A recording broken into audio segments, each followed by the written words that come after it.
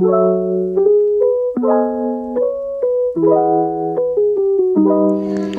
pertama yaitu tanda hubung. Apa sih tanda hubung itu? Tanda hubung adalah tanda baca yang digunakan untuk menghubungkan dua kata atau memisahkan dua suku kata. Berikut merupakan fungsi dari tanda hubung. Yang pertama, tanda hubung digunakan untuk menandai bagian kata yang terpenggal oleh pergantian baris. Misalnya, yang kedua, tanda hubung digunakan untuk menyambung unsur bentuk ulang. Misalnya, yang ketiga, tanda hubung digunakan untuk A. Menyambung tanggal, bulan, dan tahun yang dinyatakan dengan angka. B. Menyambung huruf dalam kata yang dieja satu demi satu, dan C. Menyatakan skor pertandingan. Misalnya, yang keempat, tanda hubung digunakan untuk memperjelas hubungan bagian kata atau ungkapan. Misalnya,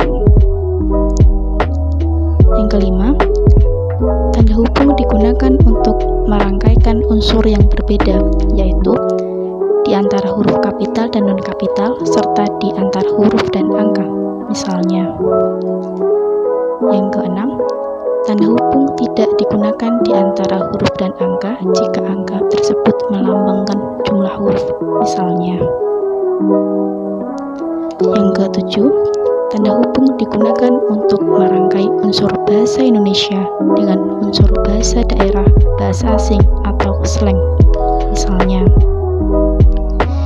yang kedelapan, tanda hubung digunakan untuk menandai imbuhan atau bentuk tarikat yang menjadi objek bahasan.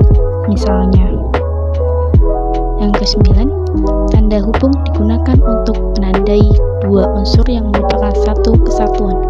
Misalnya, materi yang kedua yaitu tanda pisah. Apa sih tanda pisah itu?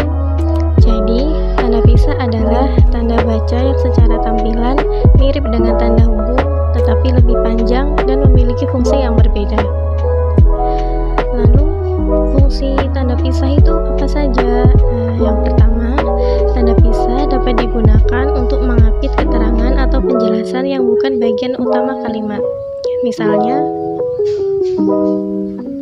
yang kedua, tanda pisah dapat digunakan untuk mengapit keterangan atau penjelasan yang merupakan bagian utama kalimat dan dapat saling menggantikan dengan bagian yang dijelaskan. Misalnya,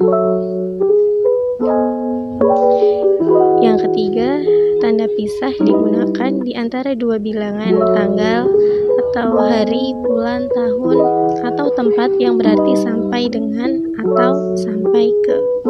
Misalnya, yang ketiga, yaitu tanda kurung.